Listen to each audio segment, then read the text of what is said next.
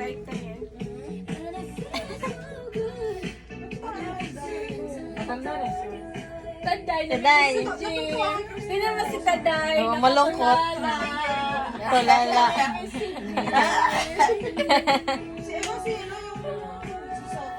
Yun na. Nami-miss din si Ma'am. Or gusto niya na wala si Ma'am. Si Madam. Either one daw.